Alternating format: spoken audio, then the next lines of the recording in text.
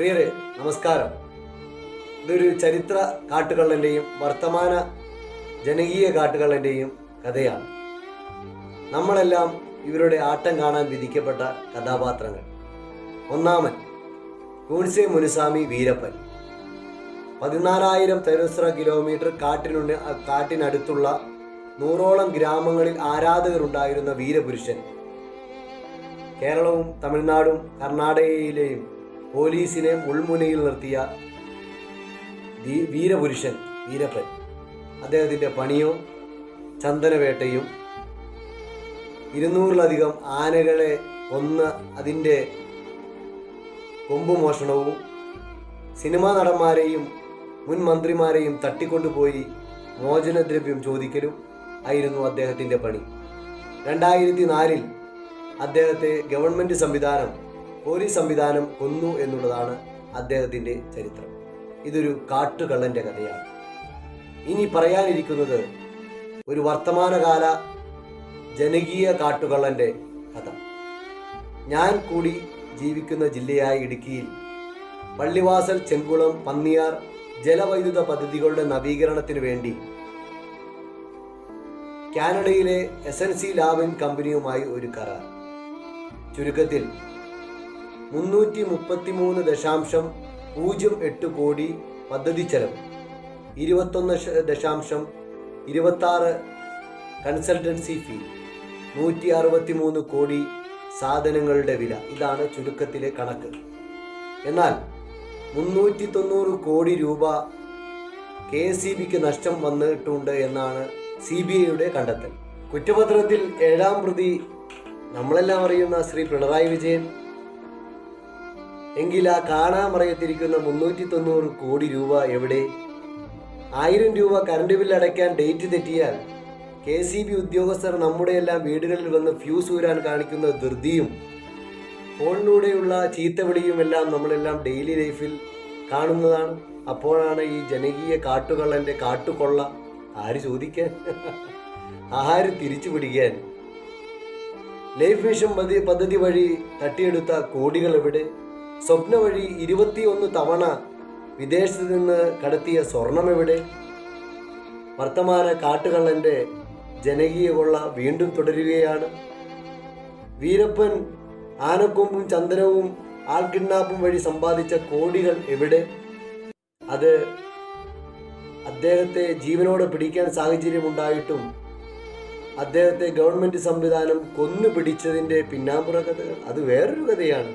ഇതെല്ലാം നമുക്ക് മാറ്റിവെക്കാം. നമുക്ക് വർത്തമാന കാലഘട്ടത്തിലെ ജനകീയ കാട്ടുകള്ളൻ്റെ കള്ളത്തരത്തിലേക്ക് വരാം.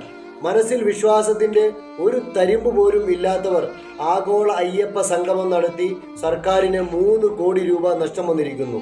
ദേവസ്വം ബോർഡ് മുൻ പ്രസിഡന്റുമാർ, മന്ത്രിമാരായ കടകംപള്ളി സുരേന്ദ്രൻ, വാസവൻ എന്നിവർ ചേർന്ന് അയ്യപ്പന്റെ പലതും അടിച്ചുമാറ്റി. തലവൻ പിണറായി വിജയൻ തന്നെയാണ്.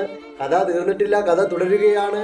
ജനങ്ങളിൽ ഇവന്റെയൊക്കെ കള്ളത്തരം തുറന്നു കാണിക്കുവാൻ വേണ്ടി ഇന്ത്യൻ നാഷണൽ കോൺഗ്രസിന്റെ നേതൃത്വത്തിൽ തിരുവനന്തപുരത്ത് നിന്ന് ശ്രീ അടൂർ പ്രകാശ് എംപിയുടെ നേതൃത്വത്തിലും, അതുപോലെ തന്നെ കാസർഗോഡ് നിന്ന് ശ്രീ മുരളീധരന്റെ നേതൃത്വത്തിലും, അതുപോലെ തന്നെ പത്തനംതിട്ടയിൽ നിന്ന്, പാലക്കാട് നിന്ന് ശ്രീ കൊടിക്കുന്നിൽ സുരേഷ് എംപിയുടെ നേതൃത്വത്തിലും, മൂവാറ്റുപുഴയിൽ നിന്ന് ശ്രീ ബെന്നി ബെഹനാൻ എംപിയുടെ നേതൃത്വത്തിലും പന്തളത്തിലേക്ക് ഇവന്റെയൊക്കെ കള്ളത്തരം തുറന്നു കാണിച്ചുകൊണ്ട് ജാഥകൾ കടന്നു വന്നിരിക്കുകയാണ്. 4 വിശ്വാസ സംരക്ഷണ ജാഥ പന്തളത്ത് അവസാനിക്കുന്ന ഘട്ടത്തിലും ദേവസ്വം ബോർഡ് മുൻ പ്രസിഡന്റ് N വാസു പറയുന്നത് ശബരിമലയിലെ ദ്വാരപാലക ശില്പം ചെന്നൈയിലെ സ്മാർട്ട് ക്രിയേഷനിലേക്ക് ഉണ്ണികൃഷ്ണൻ പോറ്റി കൊണ്ടതിനെ കുറിച്ച് അറിയില്ല എന്നാണ്. ശബരിമലയിലെയും മറ്റു ക്ഷേത്രങ്ങളിലെയും സ്വർണവും സ്വത്തും എവിടെ, എങ്ങനെ, ആർക്കൊക്കെ വിറ്റു എന്നുള്ളത് മറ്റൊരു അന്വേഷണം കൂടി നടത്തണമെന്നാണ് ഈ എളിയവനായ എനിക്ക് പറയുവാനുള്ളത്. കടലാസിലെ എഴുത്തുകുത്തുകളിൽ മൊത്തം സ്വർണത്തെ ചെമ്പ് എന്ന് എഴുതി ദേവസ്വം ബോർഡ് വിജിലൻസിനെയോ ദേവസ്വം ബോർഡ് കമ്മീഷണറെ അറിയിക്കാതെ ചെന്നൈയിലെ സ്മാർട്ട് ക്രിയേഷനിലേക്ക് ഉണ്ണികൃഷ്ണൻ പോറ്റിയുടെ കയ്യിൽ കൊടുത്തുവിടുകയാണ് ചെയ്തത്. ഇവിടെ ജനകീയ കാട്ടുകള്ളൻ്റെ അവസാനത്തെ കാട്ടുകൊള്ള തുടരുകയാണ്.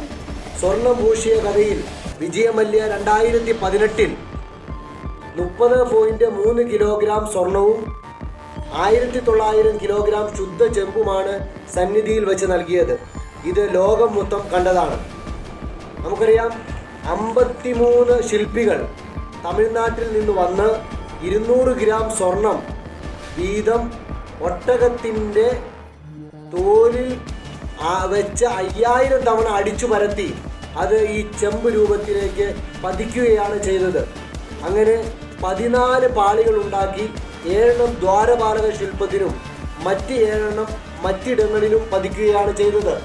2018 2025 ഇടയിലാണ് ഇത്ര കൃത്യതയും സുരക്ഷിതവുമായി പണി കഴിപ്പിച്ച സ്വർണം മോഷണം പോയിരിക്കുന്നത്. ഇത് പിണറായി വിജയന്റെ കാലഘട്ടത്തിലാണ്. ഇത് ജനകീയ കാട്ടുകൊള്ളൻ നേതൃത്വം കൊടുക്കുന്ന കാട്ടുകൊള്ളയാണ്. 2019 ഉണ്ണികൃഷ്ണൻ പോറ്റി ചെന്നൈയിലേക്ക് ദ്വാരപാലക ശില്പം കൊണ്ടുപോകുമ്പോൾ 42.8 കിലോഗ്രാം തൂക്കമാണ് രേഖപ്പെടുത്തിയത്. എന്നാൽ തിരിച്ചു വരുമ്പോൾ 5 കിലോഗ്രാമിനടുത്ത് അത് കുറവുണ്ടായിരിക്കുന്നു. ഒരു ദിവസം മാത്രം ചെന്നൈയിലെ പ്രക്രിയയ്ക്ക് ആവശ്യമുള്ള പ്രക്രിയ 39 ദിവസത്തിന് ശേഷമാണ് സന്നിധാനത്ത് തിരിച്ചെത്തിയിരിക്കുന്നത്. ഇതിനിടയിൽ ഉന്നതരായ ആളുകളുടെ സ്ഥാപനങ്ങളിലും പ്രശസ്തരായ ആളുകളുടെ വീടുകളിലും ഭക്തിയുടെ മറവിൽ ഈ ദ്വാരപാലക ശില്പങ്ങൾ കയറിയിറങ്ങി എന്നുള്ളതാണ് സത്യം. ഉണ്ണികൃഷ്ണൻ പോറ്റിയെ പോറ്റുന്നത് ആരെ എന്നുള്ള ചോദ്യമാണ് ഇതിൻ്റെ പിന്നാമ്പുറ കഥ. ജയറാമിനെ എനിക്കിഷ്ടമാണ്.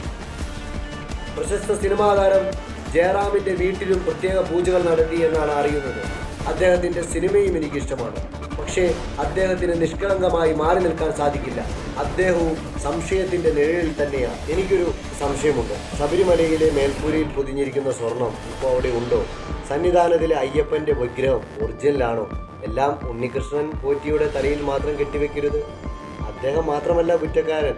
വലിയൊരു ഗൂഢാലോചന ഇതിന് പിന്നിൽ നടന്നിട്ടുണ്ട്. അതിൻ്റെ വീതം ആർക്കൊക്കെ എങ്ങനെയൊക്കെ എത്രയൊക്കെ കൊടുത്തിട്ടുണ്ടെന്നാണ് ആട്ടം കാണുന്ന നമ്മളെപ്പോലുള്ള ആളുകൾക്ക് അറിയേണ്ടത്.